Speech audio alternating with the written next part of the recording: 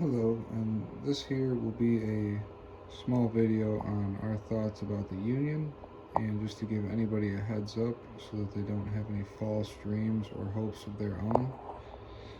So here we just have a little timeline. So so the master and the former main master, electrical contractor of the business, was a union member before and said it's very good, they pay you well, you guys should all get into the union. So the oldest guy, and the second oldest guy, and the third oldest guy took their journeyman tests at the same time, while the youngest was the only one to fail.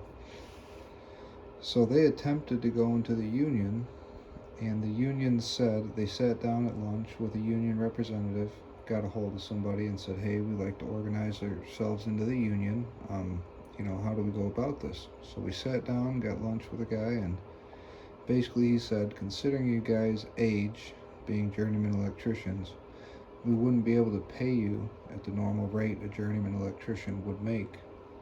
You'll only be paid as third-year apprentices until you go through your fourth and fifth year apprenticeship.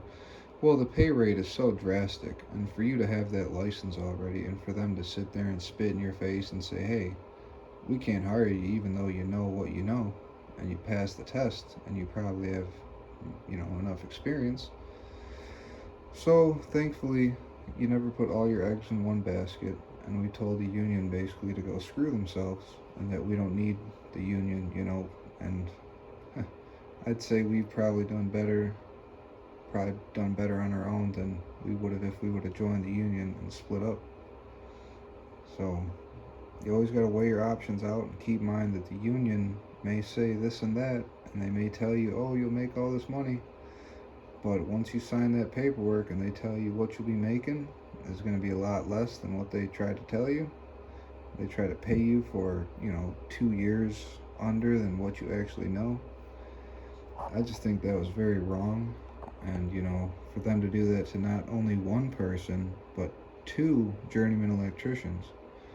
Thank God that the apprentice didn't go, because they probably would have started him as a first-year apprentice when he was ready to take his journeyman test, and passed his journeyman test in 2 years after failing it the first time.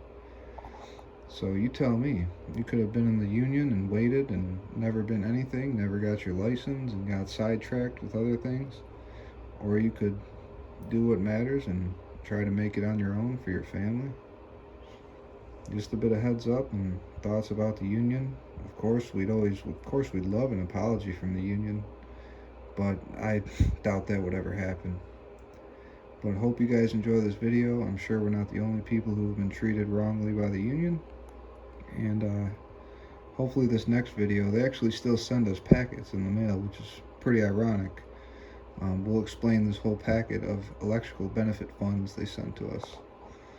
So I hope you guys had a good watch. Hopefully somebody got some knowledge and some inspiration to go try things on your own. Maybe work for somebody who will pay you what you're worth. And there you go.